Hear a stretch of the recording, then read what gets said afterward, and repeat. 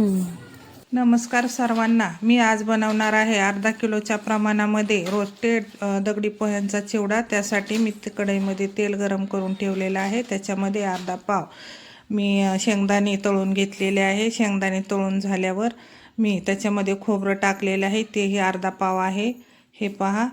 त्याच्यानंतर मी ह्याच्यामध्ये डाळवं टाकलेलं आहे। डाळवं म्हणजे पंढरपुरी डाळ, तीही मी कुरकुरीत तळून घेतलेली आहे। त्याच्यानंतर मी 100 ग्रॅम काजू टाकलेले आहे, तेही तळून घेतलेले आहे।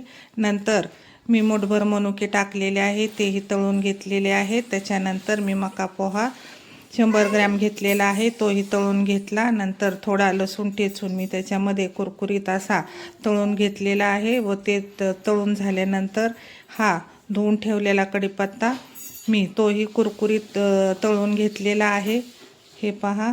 आता त्याच्यामध्ये मी मूठभर कोथिंबीर टाकत आहे।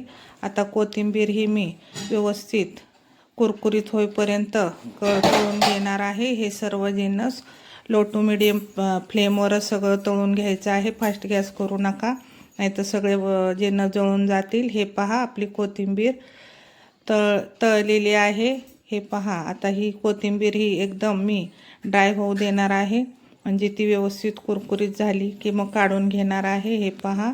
आता तेही मी काढून घेतलेली आहे,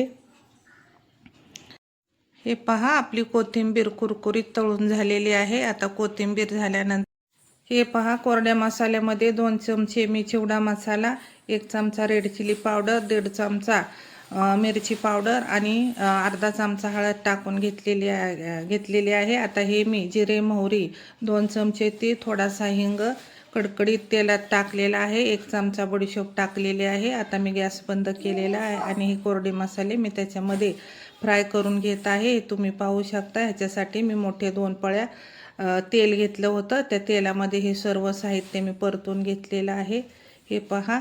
आता हे सर्व मी चिवड्यावर टाकून घेणार आहे आणि मिक्स करणार आहे। तुम्हाला कसा वाटला आमचा चिवडा ते कमेंटमध्ये सांगा। चॅनलला सबस्क्राईब करा, लाईक करा, शेअर करा, कमेंट करा।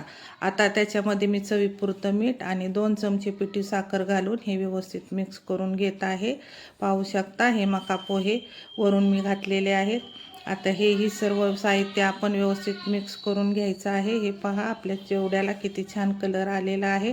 अशा प्रकारे मी चिवडा केला, तुम्हाला कसा वाटला कमेंटमध्ये सांगा। धन्यवाद।